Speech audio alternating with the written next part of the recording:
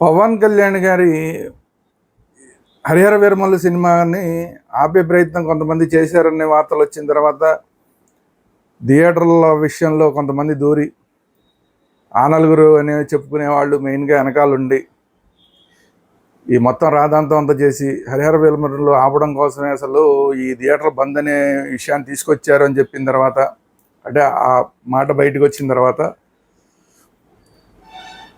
ఆంధ్రప్రదేశ్ రాష్ట్ర ప్రభుత్వం ఇన్వాల్వ్ అయిన తర్వాత కూడా, అంటే సినిమాటోగ్రఫీ మంత్రి దీని మీద అసలు ఏం జరుగుతుంది ఏంటి కనుక్కోండి అని చెప్పి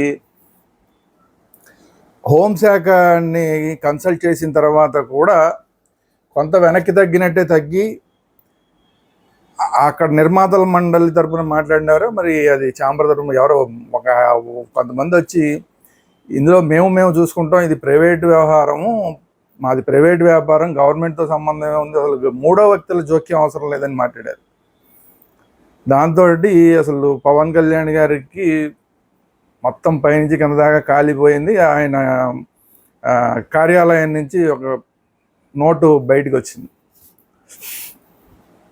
మీరు ఇచ్చిన రిటర్న్ గిఫ్ట్కి చాలా థ్యాంక్స్.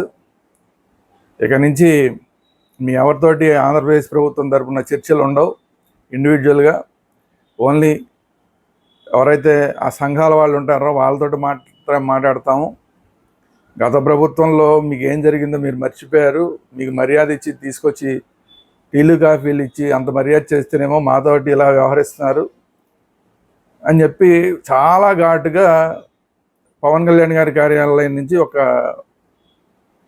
మీడియాకి ఒక 3 పేజీల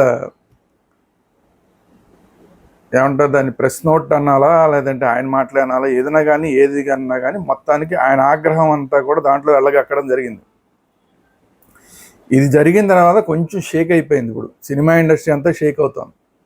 షేక్ అయిపోయి ఎవరికి వాళ్ళు మేం కాదు, మాకు సంబంధం లేదంటే మాకు సంబంధం లేదని తప్పుకుంటారు. ముందు థియేటర్ల వాళ్ళు అయితే తప్పుకున్నారు. థియేటర్ వాళ్ళు, సింగిల్ థియేటర్ వాళ్ళు అయితే చాలామంది మాకేం సంబంధం లేదండి, వాళ్ళు ఎవరో మొదలుపెట్టారు ఇదంతా కూడా, మాకేం సంబంధం లేదు, మాకైతే బంద్ చేయడం ఇష్టం లేదని ఒక్కొక్కళ్ళు తప్పుకున్న తర్వాత ఇప్పుడు నిన్నటిదాకా ఆ నలుగురిలో ఉన్నారన్న పేరున్న అల్లు అరవింద్ గారు ఈరోజు ప్రెస్ మీట్ పెట్టారు. ఈరోజు ప్రెస్ మీట్ పెట్టడం కన్నా ముందే నిన్ననే పవన్ కళ్యాణ్ గారి ఈ మీడియాకి ఆ ప్రెస్ నోట్ వచ్చిన తర్వాత, ప్రెస్ రిలీజ్ వచ్చిన తర్వాత బన్నీవాస్ తోటి ఒక స్టేట్మెంట్ ఇప్పించారు. మన తోటి వ్యక్తి మన సినిమా నుంచి రిప్రజెంటేషన్ చేస్తూ రాజకీయాల్లోకి వెళ్ళి ఉప ముఖ్యమంత్రికి దాకా వెళ్ళిన ఆయన్ని మనం బాధ పెట్టాం, ఇది కరెక్ట్ కాదు, ఈ సినిమాల్లో ఇండస్ట్రీలో ఉన్న రాజకీయాలతో పడలేక చేస్తున్నాం అని చెప్పి బన్నీవాస్ తోటి ఒక స్టేట్మెంట్ ఇచ్చారు. ఆ తర్వాత నాగవంశీ కూడా పవన్ కళ్యాణ్ గారిని సపోర్ట్ చేస్తూ ఒక స్టేట్మెంట్ లాగా ఇవ్వడం జరిగింది. ఇవాళ అల్లు అరవింద్ గారు ఇవాళ ప్రెస్ మీట్ పెట్టి మరి నేను ఆ నలుగురిలో లేను అని చెప్పుకున్నాడు ఆయన. నేను ఆ నలుగురిలో లేను, అందరూ నా ఫోటోలు వేస్తున్నారు, అసలు ఆ నలుగురిలో లేను, నా దగ్గర ఉన్న థియేటర్లు 15 కన్నా తక్కువే ఉన్నాయి నా దగ్గర, అవి కూడా వదిలేస్తున్నాను నేను, ఇక ఈ బిజినెస్లో ఉండను, అందువల్ల ఆ నలుగురిలో నన్ను కలపబాగండి అని చెప్పడమే కాకుండా ఈ మీటింగులు వేటికి నేను వెళ్ళలేదు, ఈ థియేటర్ల వాళ్ళు పెట్టిన మీటింగ్ కానీ లేదంటే డిస్ట్రిబ్యూటర్లు పెట్టిన మీటింగ్ కానీ ప్రొడ్యూసర్లు పెట్టిన మీటింగ్ కానీ నిన్న ఛాంబరాలు పెట్టి దేనికి ఏ 3 మీటింగులకు కూడా నేను వెళ్ళలేదు అని చెప్పి ఆయన స్పష్టం చేయడమే కాకుండా నన్ను దీంట్లోకి లాగబాకండి, నన్ను ఇందులోకి ఆ నలుగురు అని చెప్పి నా పేరు వేయకండి, నాకు ఏ సంబంధం లేదు, నేను పవన్ కళ్యాణ్ గారిని ఫుల్గా సపోర్ట్ చేస్తున్నా. పవన్ కళ్యాణ్ గారు మాట్లాడిన దాంట్లో అర్థం ఉంది, ఆయన కోపం రావడంలో అర్థం ఉంది. ఆయన డైరెక్ట్గా చెప్పారు, మీరు వెళ్ళి చంద్రబాబు నాయుడు గారిని కలిశారా, ముఖ్యమంత్రిని కలవండి అని చెప్పారు, కానీ అది తప్పు జరిగింది. సినిమా ఇండస్ట్రీ తరఫున ఎవరు వెళ్ళలేదు, ఎవరు మామూలుగా వెళ్ళకపోవడమే తప్పు, పైగా పవన్ కళ్యాణ్ గారు స్పెసిఫై చేసి చెప్పిన తర్వాత కూడా వెళ్ళకపోవడం తప్పు, నేను కూడా బాధపడుతున్నాను ఆ విషయానికి అని కూడా చెప్పారు. అంటే ఇప్పుడు ఏంటంటే ఒక గవర్నమెంట్ తలుచుకుంటే ఏం జరుగుతుంది అనేది అర్థమైన వాళ్ళందరూ కూడా లైన్లోకి వచ్చేసారు. వీళ్ళ వ్యాపారాలు ఏదో ప్రైవేట్ వ్యాపారాలు అంటున్నారు. ఇప్పుడు ఆల్రెడీ ఆంధ్రప్రదేశ్ గవర్నమెంట్, పవన్ కళ్యాణ్ గారు మొత్తం అన్ని డిపార్ట్మెంట్లు, సినిమా థియేటర్లకు సంబంధించిన అన్ని డిపార్ట్మెంట్లని ఇప్పుడు పిలుస్తున్నారు. మొత్తం ఆ నలుగురితో పాటు మొత్తం థియేటర్లన్నీ చెక్ చేయండి, అన్నీ సరిగా ఉన్నాయా లేదా చెక్ చేయండి. మొత్తం ఏది కూడా పొరపాటు లేకుండా చూడండి అని చెప్పారు. మొత్తం పైనుంచి ఆ థియేటర్లు, నిజంగా థియేటర్ల దగ్గరికి వెళ్తే పైనుంచి కింద దాకా అన్ని తప్పులే ఉంటాయి. సైకిల్ స్టాండ్ దగ్గర నుంచి, సైకిల్ స్టాండ్ అసలు ఛార్జీలు తీసుకోకూడదు, సైకిల్ స్టాండ్ అనేది ఫ్రీగా ఇవ్వాలనేది ఎప్పుడోనే ఆ రూల్ ఇచ్చాయి. కానీ ఇప్పటిదాకా అమలు చేయట్లే. ఆ ఒక్క సైకిల్ స్టాండ్ దగ్గర నుంచి మొదలెడితే పాప్కార్న్ దగ్గర నుంచి వీళ్ళు ఈ స్కూల్ డ్రింకుల దగ్గర నుంచి ఎంతెంత డబ్బులు, సమోసాల దగ్గర నుంచి ఎంతెంత డబ్బులు వసూలు చేస్తున్నారు. మొత్తం అన్ని బయటికి లాగి మొత్తం థియేటర్లు మూసేసే పరిస్థితి వస్తుంది. ఆ విషయం అందరికీ తెలిసి అర్థమైపోయింది ఇప్పుడు. సో ఒక్కొక్కళ్ళతో వచ్చి మాకు సంబంధం లేదని తప్పించుకునే ప్రయత్నాలు చేస్తున్నారు. ఎంత తప్పించుకునే ప్రయత్నాలు చేసినా దీని వెనకాల ఎవరో ఉండి నడిపించారనేది మొత్తం పవన్ కళ్యాణ్ గారితో సహా పవన్ కళ్యాణ్ గారి ఫ్యాన్స్ అందరికీ ఎప్పుడు అర్థమైపోయింది. ఇప్పుడు పవన్ కళ్యాణ్ గారికి కూడా అర్థమైపోయింది. వీళ్ళు మనం ఎంత మంచిగా చూసినా లాభం లేదు, వీళ్ళు ఇలాగే చేస్తారు, వీళ్ళు విశ్వాసఘాతకులు అనేది పవన్ కళ్యాణ్ గారికి అర్థమైపోయింది.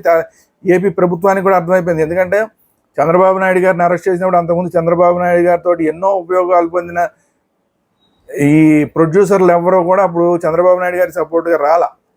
సో అవన్నీ కూడా చంద్రబాబు నాయుడు గారికి గుర్తున్నాయి. ఇప్పుడు పవన్ కళ్యాణ్ గారికి ఇప్పుడు ఈ వెన్నుపోటు పొడిచిన బ్యాచ్ అంతా కూడా మొత్తం అంతా కూడా అర్థమైపోయింది. ఎవరెవరు వెనకాల ఉండి ఏంటి అనేది అన్నీ అర్థమైపోయినాయి, ఎవరు చేస్తున్నారు అనేది. అసలు చర్చలే లేకుండా డైరెక్ట్గా బంద్ పిలుపునిచ్చారంటేనే ఖచ్చితంగా కుట్ర ఉందనేది అర్థమైపోయింది. సో వాతలు పెట్టడానికి రెడీ అయిపోయారు పవన్ కళ్యాణ్ గారు. ఈ విషయం అర్థమైపోయి ఎవరికాళ్ళు మేము తప్పించుకునే ప్రయత్నాల్లో ఉన్నారు. చూద్దాం రాబోయే రోజుల్లో ఇంకెంతమంది మాకు సంబంధం లేదని ఇంకెంతమంది వస్తారో చూద్దాం.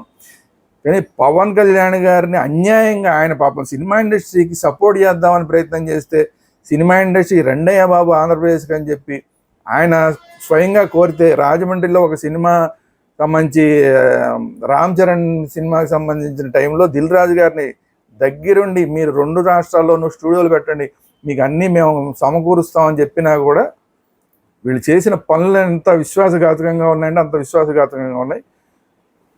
అప్పుడు దిల్ రాజు గారు ఒక మాట మాట్లాడు, నాకు 2 రాష్ట్రాలు 2 కళ్ళు అన్న. అప్పుడే చెప్పారు పవన్ కళ్యాణ్ గారు, మీ మాటలని నేను నమ్మనని. సో ఇప్పుడు 2 రాష్ట్రాలు ఒకటి కాదు దిల్ రాజు గారి కూడా అన్నది కూడా ఇప్పుడు అర్థమవుతున్న పరిస్థితి. ఎందుకంటే ఎక్కువ థియేటర్లు ఆయన దగ్గర కూడా, ఆ నలుగురిలో ఆయన కూడా ఉన్నాడు కదా. సో వీళ్ళందరూ కలిసి చేసిన ఈ నిర్వాహకం ఏదైతే ఉందో పవన్ కళ్యాణ్ గారికి ఇంకా మనసు విరిగిపోయింది. వీళ్ళందరికీ ఎలా బుద్ధి చెప్పాలో అలా బుద్ధి చెప్తారు. అందుకనే ఇప్పుడు భయపడి చేస్తున్నారు అందరూ. ఎవరికాళ్ళు నాకు సంబంధం లేదంటే నాకు సంబంధం లేదని ప్రెస్ మీట్ పెడతారు. రాబోయే రోజులు ఎంతమంది ప్రెస్ మీట్ పెడతారు చూద్దాం. ఎవరు ఎన్ని ప్రెస్ మీట్లు పెట్టి మాకు సంబంధం లేదన్నా కూడా సినిమా ఇండస్ట్రీని ప్రక్షాళన చేయాల్సిన సమయం వచ్చింది. ఈ కబంధాస్తాల్లో నుంచి 4-5 ఇప్పుడు 10 మంది చేతుల్లోకి వెళ్ళిందని అల్లు అరవింద్ గారు చెబుతున్నారు.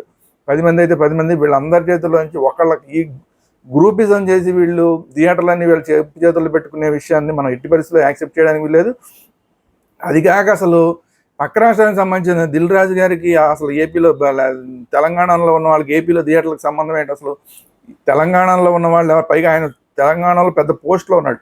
అలాంటి వ్యక్తులు ఇక్కడ ఆంధ్రప్రదేశ్లో థియేటర్లు చేతుల్లో పెట్టుకుని మేము బెదిరిస్తామంటే మాత్రం ఒప్పుకునే వాళ్ళు ఎవరు లేరు అనేది ఇప్పుడు ఏపీ సంబంధించిన గవర్నమెంట్లోనే మాట్లాడుతున్నమాట. సో ఇలాంటివన్నీ కూడా ఏవి యాక్సెప్ట్ చేయడానికి వీల్లేదు.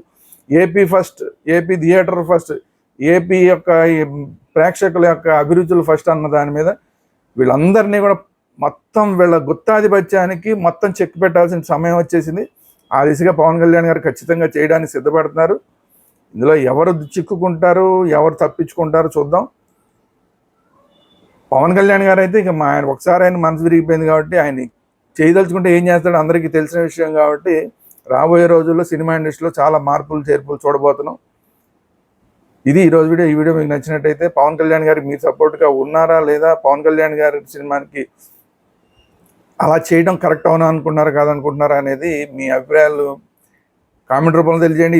ఈ వీడియోని లైక్ చేయండి. అలాగే మన ఛానల్స్ వేదాంత ఛానల్, సినిమా వేదాంత ఛానల్ రెండింటిని కూడా సబ్స్క్రైబ్ చేయండి. Thank you very much.